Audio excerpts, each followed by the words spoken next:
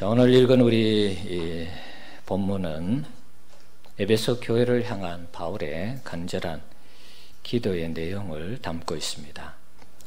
16절 말씀을 보시면 바울은 에베소 교회를 향해서 기도할 때마다 그들을 기억하고 감사함으로 끊임없이 기도하는 모습을 볼 수가 있습니다.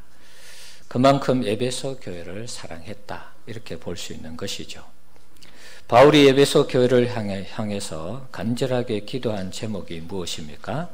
네 가지로 소개가 되고 있습니다. 첫 번째, 화면 한번 보여주실래요? 네 가지로 정리해 봤습니다. 자, 성경 본문에 있는 그대로의 내용입니다. 첫 번째는 하나님 아버지께서 지혜와 계시의 영을 주어 하나님을 알게 해달라, 그렇게 기도를 했습니다. 두 번째는 너희 마음의 눈을 밝히사 그의 부르심의 소망이 무엇인지 알게 해달라 기도했습니다. 우리를 왜 불러주셨는지, 부르셔서 하나님께서 뭘 하기를 원하시는지, 그것을 알도록 기도한 것입니다. 세 번째는 성도 안에서 그 기업의 영광의 풍성함이 무엇인지 알게 해달라 기도했습니다. 하나님의 기업, 우리가 하나님 자녀의 상속자잖아요. 하나님의 기업의 풍성함이 어떤 것인지 알게 해달라. 네 번째는 그의 힘의 위력으로 역사하심을 따라 믿는 우리에게 베푸신 능력의 지극히 크심이 어떠한 것을 알게 해달라, 그렇게 기도하고 있습니다. 말이 기니까 이게 무슨 말인지 좀 혼란스럽죠. 한마디로 이야기하면 하나님의 권능이 얼마나 큰지 알게 해달라, 그 내용입니다. 자, 원래는 이 네 가지 기도 제목을 오늘 다 살펴보려고 했는데 설교 준비를 하다 보니까 첫 번째, 하나님을 아는 것, 여기에 굉장히 큰 비중이 이렇게 느껴져서 오늘은 이 첫 번째 기도 제목만 집중적으로 한번 살펴보겠습니다. 그래서 오늘 제목은 우리 교회를 향한 간절한 소망인데, 자, 부제로 한번 따라하겠습니다. 하나님을 알자. 네, 하나님을 알자는데 좀 초점을 맞춰서 설교를 하겠습니다. 첫 번째 기도 제목이 하나님께서 지혜와 계시의 영을 주셔서 하나님을 알게 해달라, 이렇게 기도하고 있습니다. 자, 이것을 다르게 표현하면 에베소 교인들이 하나님을 제대로 알게 해주세요, 바울이 그렇게 기도했다는 것입니다. 우리 성도님들 하나님을 얼마나 알고 계십니까? 내가 하나님을 얼마나 알까? 프로테이지를 치면은 100이라면 100 중에 우리가 하나님을 얼마나 알까요, 여러분? 한 50% 아실까요? 너무 작게 잡았습니까? 한 7, 80%. 네. 우리 뇌를 가지고 이 사용하는 이 뇌의 어떤 그 활용 이 프로테이지가 5%도 안 된다고 그러죠. 아인슈타인이 한 5% 썼다 그래요.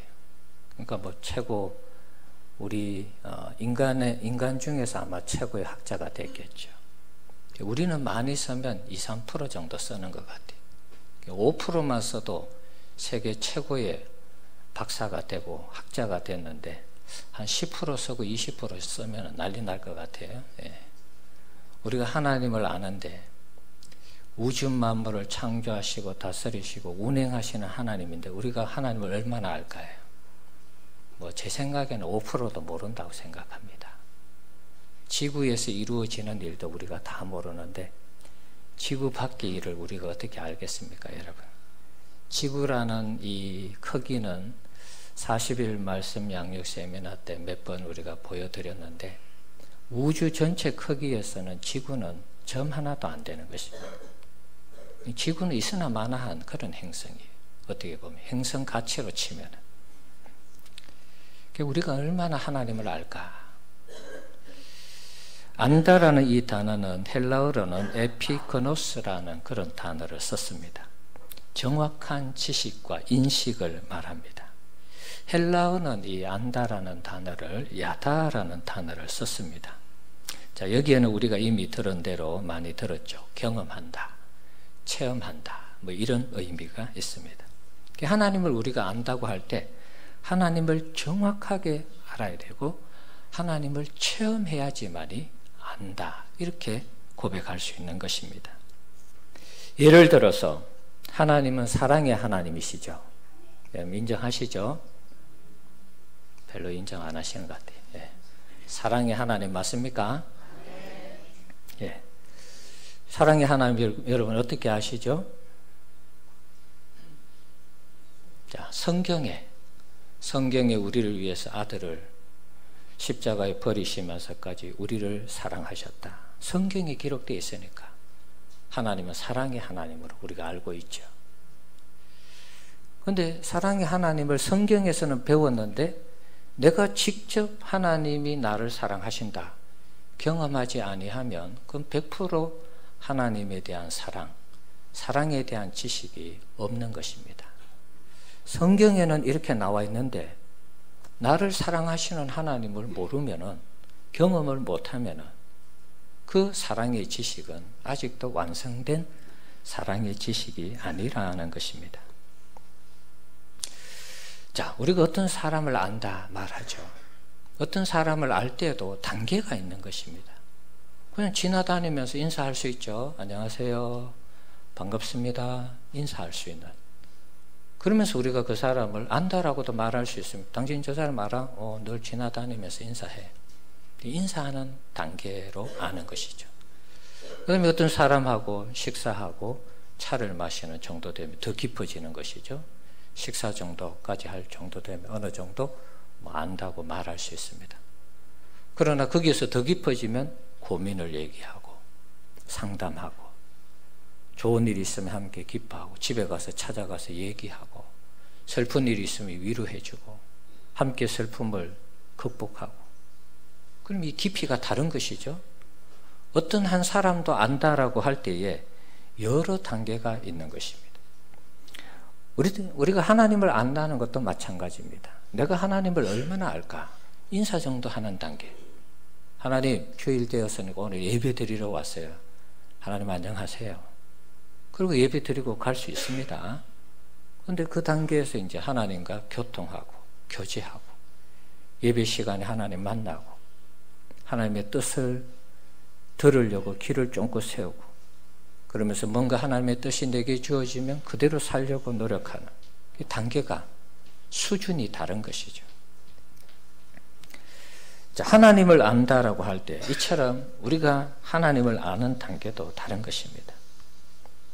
그래서 바울은 에베소 성도들에게 하나님을 알게 해달라 이렇게 기도한 것입니다. 아는 만큼 보인다. 유홍열 교수가 그런 얘기를 했죠. 유홍준 교수가. 우리가 하나님을 아는 만큼 새로운 신앙의 세계를 경험할 수 있고 믿음의 세계를 경험할 수 있는 것입니다. 예를 들면 바울이 경험한 하나님과 우리가 경험한 하나님 어떨까요? 좀 다르겠죠? 감히 제가 바울하고 제가 비교한다면 여러분 생각할 때도 아마 잽이 안 될 것입니다. 예, 마찬가지입니다. 하나님의 같은 은혜인데도 바울이 하나님의 은혜를 얘기할 때와 우리가 하나님의 은혜라고 얘기할 때는 그 수준의 차이가 있는 것입니다. 하나님의 은혜와 은혜의 깊이와 넓이, 높이와 길이가 다른 것입니다. 바울에게 은혜가 임하니까 그는 모든 것을 다 내려놓고 주님을 위해서 복음 전파하는 선교사의 사명을 감당했습니다. 우리에게도 하나님의 은혜가 임했잖아요. 그런데 우리는 또 우리 각자의 일을 열심히 하는 그런 상황입니다. 차이는 분명히 있는 것입니다. 요즘 말로 하면 퀄리티가 다른 것입니다. 같은 하나님의 은혜인데도 우리가 느끼는 그 퀄리티는 다른 것입니다. 자, 그런데 문제는 우리가 하나님을 알려고 하면 무조건 알 수 있느냐? 이게 이제 또 문제인 것입니다. 알려고 노력만 하면 하나님을 알면 좋겠는데 오늘 17절 말씀을 보면 하나님 아버지께서 지혜와 계시의 영을 우리에게 주셔서 하나님을 알게 해달라 이렇게 바울이 기도하고 있습니다. 하나님을 제대로 알려면 우리 혼자서는 불가능하다는 것입니다. 어느 정도까지는 알 수 있습니다. 그런데 하나님을 정말 제대로 알려면 하나님의 영, 성령이 우리에게 지혜를 주시고 계시를 하셔서 그것을 우리가 깨달아 갈 때 하나님을 완전하게, 온전하게 알아갈 수 있다는 것입니다. 하나님의 영, 성령의 도움이 없이는 하나님을 제대로 우리가 알 수 없는 것입니다. 하나님의 영은 성령을 가리키는 것입니다. 하나님을 알려면 성령이 지혜를 주시고 성령이 계시할 때 하나님을 제대로 알 수 있는 것입니다. 지혜와 계시를 어떻게 설명할까요? 지혜는 헬라어로 소피아입니다. 자, 이걸 우리나라 말로 영어에도 뭐 위즈덤 이런 어떤 그 표현이 있는데 사물의 도리나 위치를 잘 분별하는 정신, 능력, 설기, 사물의 도리나 이치를 잘 분별하는 정신, 능력, 설기다. 이렇게 사전적인 의미는 그렇습니다. 쉽게 얘기를 하면 지혜라는 것은 사물의 이치나 도리를 잘 깨닫는 것, 뭐 이렇게 한번 정리할 수 있을 것 같아요. 계시는 무엇입니까? 아포칼립시스라는 헬라어를 썼습니다. 폭로하다. 기자회견해서 요즘 젊은이들이 기자회견을 해서 폭로한 일들이 있죠. 감추어졌던 것들을 폭로하니까 다 알게 되는 것입니다. 덮개를 벗긴다. 안에 뭐가 있는지 모르는데 덮개를 벗기니까 그 안에 뭐가 있는지 다 알게 되죠. 드러낸다.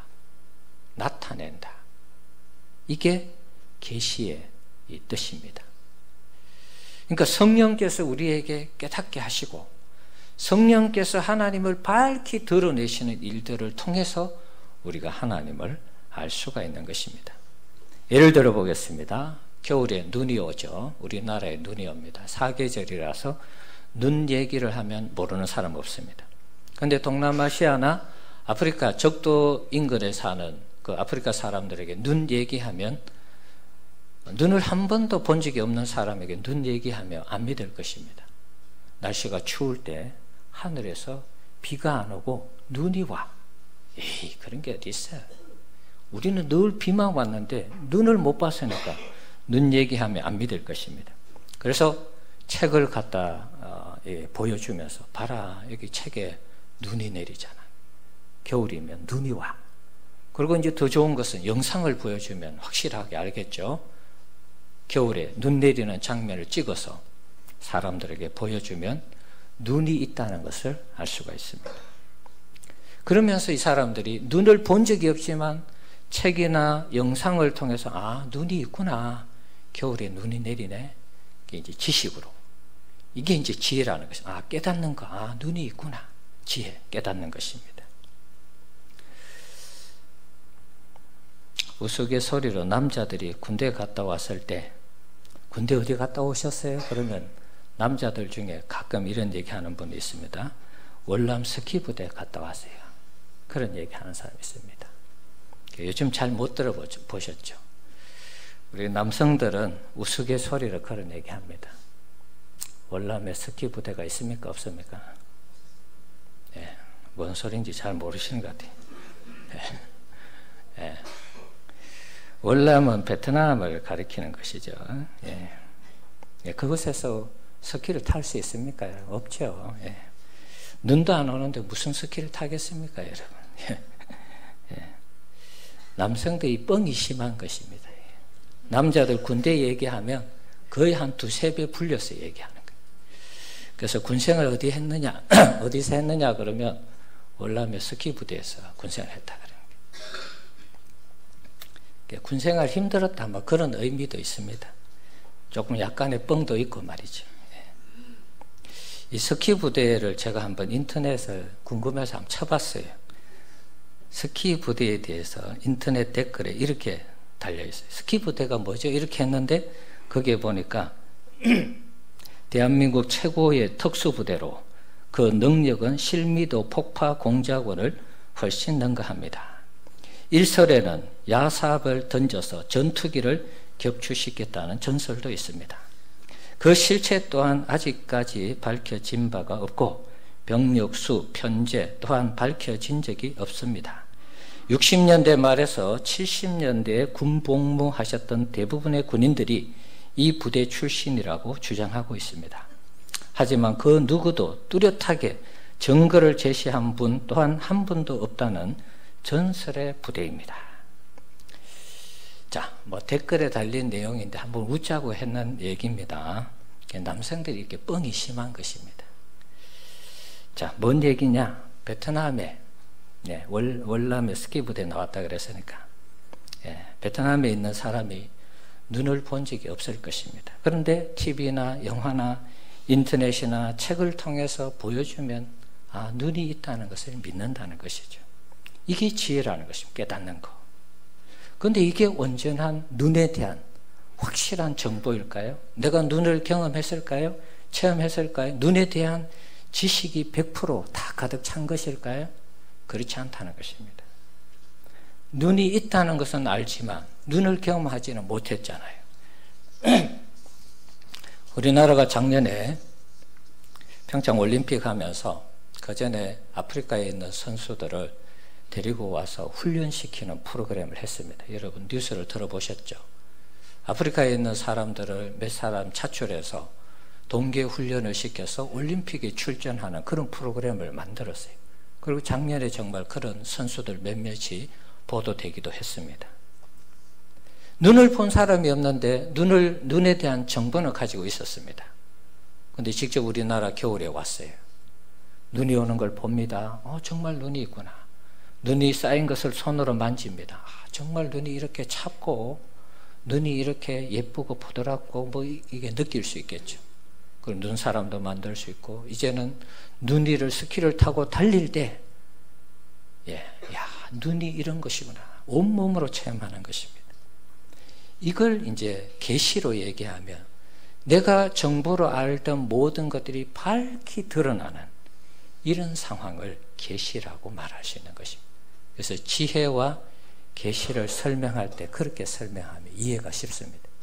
지혜는 하나님을 깨닫는 것이고 지혜는 이제 내가 알았던 깨달았던 하나님을 직접 만나고 경험하는 것이 지혜다. 이렇게 계시다. 이렇게 여러분이 이해하면 쉽습니다. 우리가 하나님을 제대로 알려면 마치 눈을 알아가는 것처럼 하나님께서 성령을 통해서 여러분에게 지혜와 계시를 주실 때 정확하게 알 수가 있는 것입니다. 그렇지 않고는 우리가 제대로 하나님을 알 수가 없습니다. 우리 힘으로 아는 데는 한계가 있다. 그런 말입니다. 그러므로 우리가 바울이 기도하는 것처럼 하나님 알기를 우리도 날마다 기도해야 되는 것입니다. 우리가 선택을 받고 예정을 입었습니다. 지난주 주제 설교가 그런 내용이었죠. 선택을 받고 예정을 입어서 때가 되어서 예수님을 믿고 영접하게 됩니다. 그러면 우리는 하나님의 자녀가 되죠. 그때 주어지는 것이 무엇입니까? 성령이 주어지는 것입니다. 성령께서 우리로 하여금 내 안에 자리 잡으면서 예수님을 주님으로 고백하게 되고 하나님을 아빠 아버지라 부르게 되는 것입니다. 그 성령이 우리 가운데 오셔서 깨닫게 하시고 또 하나님을 만나게 한다. 그런 말입니다. 로마서 8장 9절 한번 보여주실래요? 자, 이 말씀 보시면 하반절에 누구든지 그리스도의 영이 없으면 그리스도의 사람이 아니라 우리가 예수를 믿고 영접하면 성령이 우리 가운데 내주하게 됩니다. 그래서 그리스도인, 하나님의 자녀, 성도, 하나님의 백성 이렇게 부르는 것입니다. 고린도전서 12장 3절에 성령으로 아니하고는 하반절이죠. 누구든지 예수를 주시라 할 수 없느니라.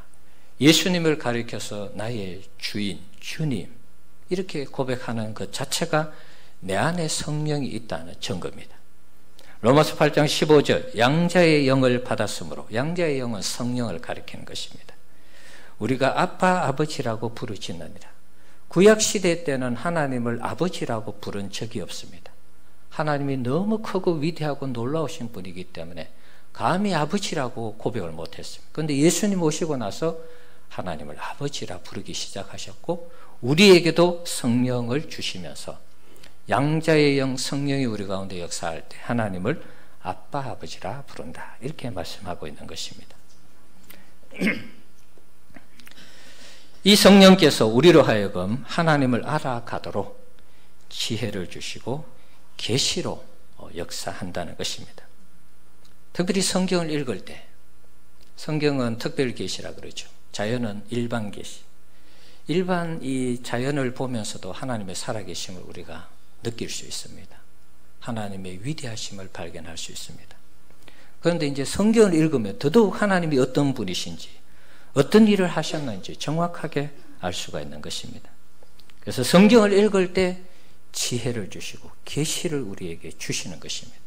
하나님 이런 분이시고 하나님 이런 일을 하셨고, 그래서 우리가 예수를 믿어야 되고 하나님 자녀가 되어야 되고, 하나님 자녀된 자가 하나님을 찬송해야 되고, 이런 게 다 성경에 나오는 것입니다. 그래서 우리가 하나님을 알려면 따라합시다. 성경을 보고 또 보고 읽고 또 읽어야 한다. 네, 여러분 하나님을 알기를 원하시면 성경을 자주 보셔야 돼요. 주일날 올 때 먼지 털고 오시면 안 됩니다. 예, 주일날 성경책 막 먼지 털고 오면 하나님 앞에 너무 죄송스러운 것입니다. 성경을 읽지 않으면 우리가 하나님을 알 수가 없습니다. 하나님을 알겠다고 하는 것은 거짓말인 것입니다. 성경에 하나님이 어떤 분이신지를 기록하고 있는데 성경을 안 읽으면 하나님을 알 수가 없는 것이죠. 알겠다고 하는 것 자체가 거짓말입니다. 하나님을 정확하게 알려면 성경을 봐야 되는 것입니다. 성경을 읽고 묵상하셔야 됩니다. 그런데 안 믿는 사람들도 성경을 보죠. 읽습니다. 그건 윤리적으로 접근하기 때문에 하나님을 제대로 알 수가 없습니다. 성령이 있을 때, 성령이 사람 속에 역사할 때 성경을 읽으면 지혜가 생기고 깨닫게 하는 지혜와 계시 다 덜추어내서 하나님이 어떤 분이신지를 정확하게 알게 하는 것입니다. 그러나 예수를 믿고 교회를 다니면서 성경을 읽는 사람은 이미 그 심령 속에 성령이 역사하기 때문에 하나님이 어떤 분이신지 더 잘 이해할 수 있고 더 잘 깨닫게 되는 것입니다. 자, 그러면서 하나님을 나름 알아가는 것입니다. 성경을 읽으면서 하나님을 알아간다, 그런 말이죠.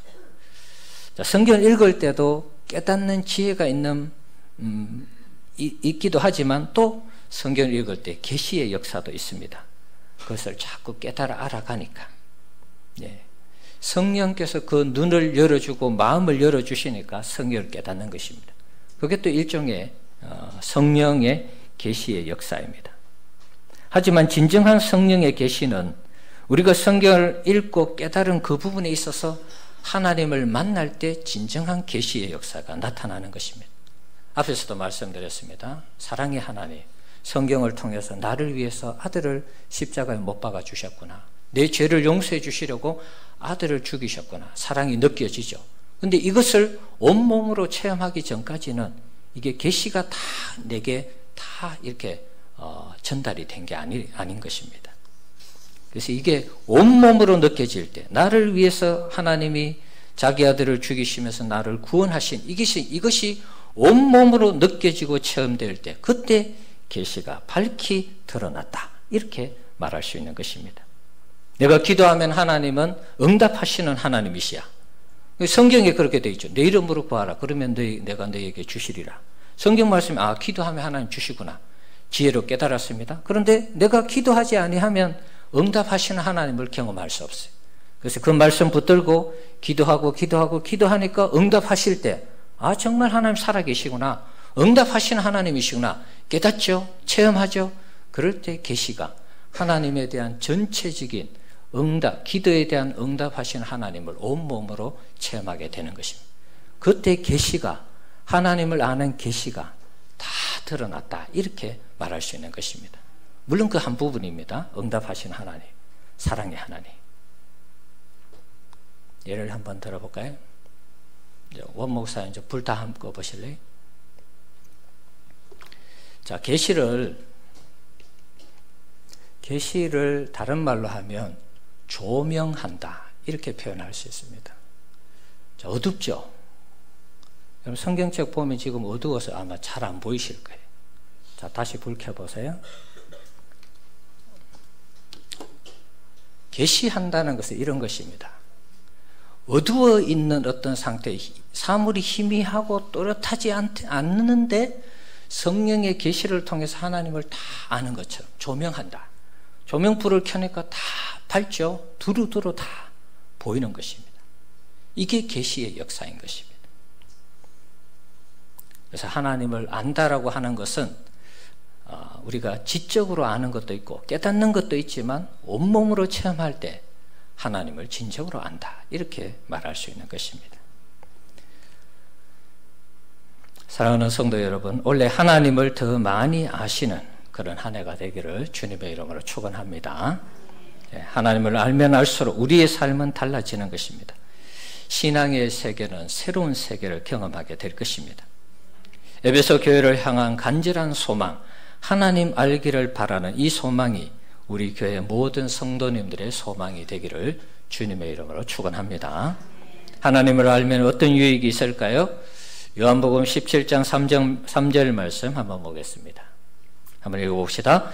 영생은 곧 유일하신 참 하나님과 그가 보내신 자 예수 그리스도를 아는 것이니라. 자, 하나님을 아는 것, 예수님을 아는 것, 이게 뭐라고요? 영생.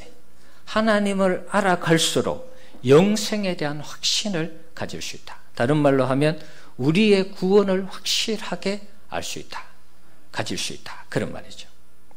하나님을 제대로 모르면 반대로 하면 어떻게 될까요? 구원이 희미해져 가는 것입니다. 믿음에서 점점 멀어지는 것입니다. 지난 수요일 날 베드로후서 1장 말씀을 우리가 함께 나누었습니다.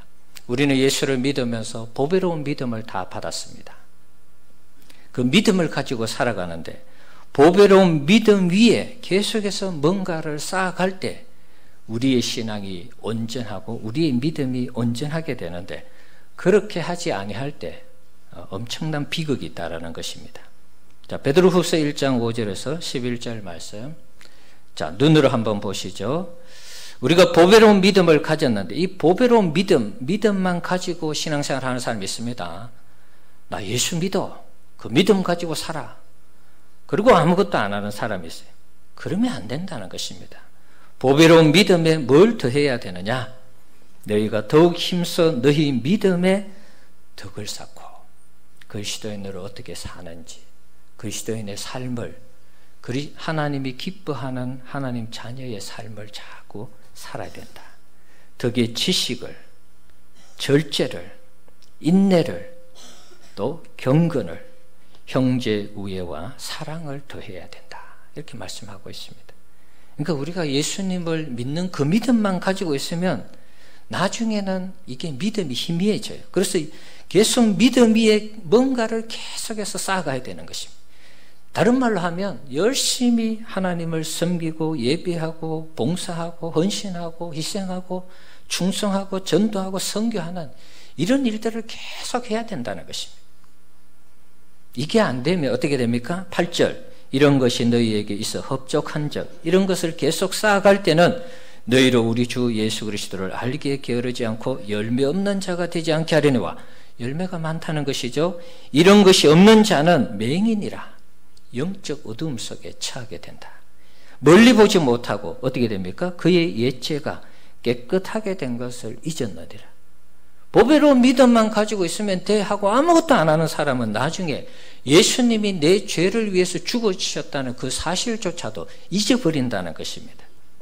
10절, 그러므로 형제들아 더욱 힘써 너희 부르심과 택하심을 굳게 하라. 너희가 이것을 행한즉 보배로운 믿음 위에 이런 것을 계속해서 쌓아갈 때에 언제든지 실족하지 아니하리라.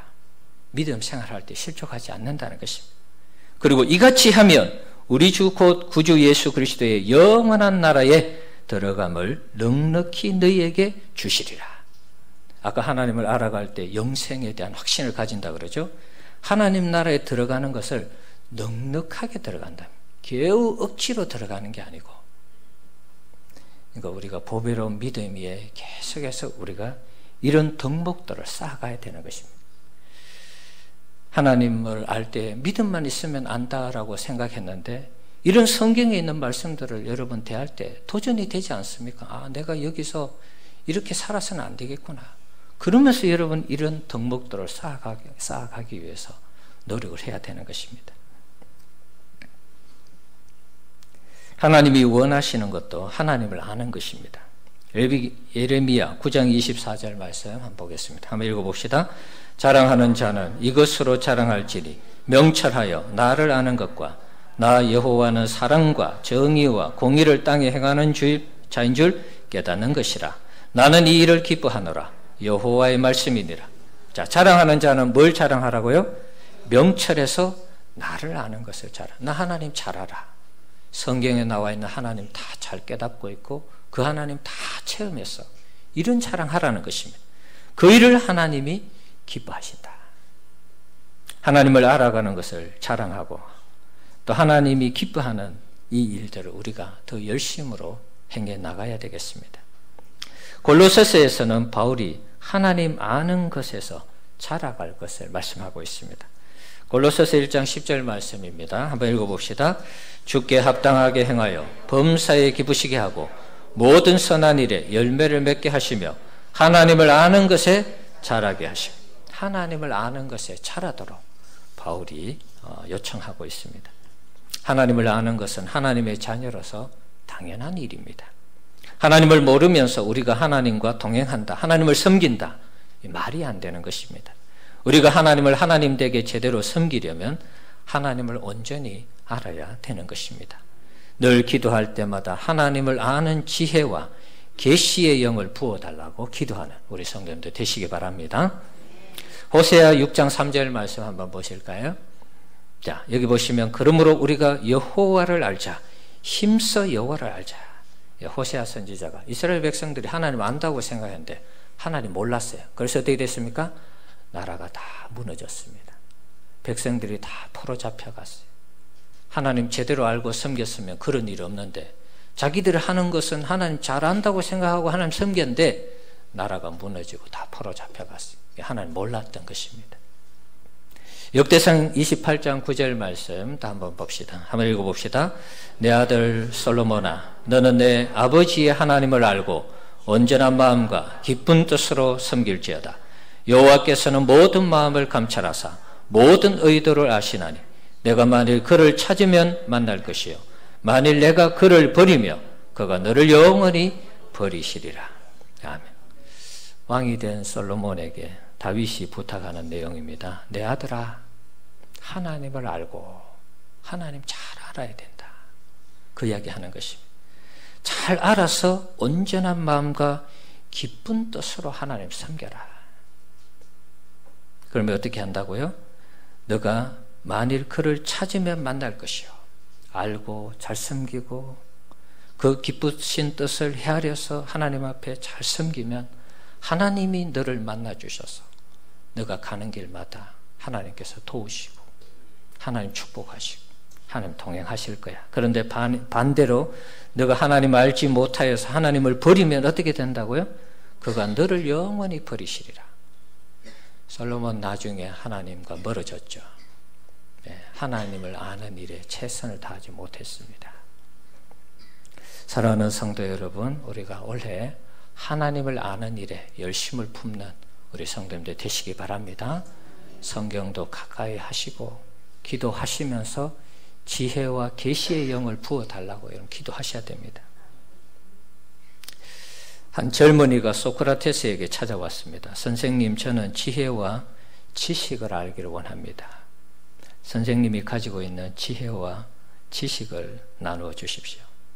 소크라테스는 이 청년을 데리고 해변가로 데리고 갔습니다. 그리고 허리까지 오는 이 해변가까지 가서 그 청년의 머리를 잡고 그냥 머리를 그 바닷가에 쳐박았습니다. 한참 동안 물을 먹였습니다.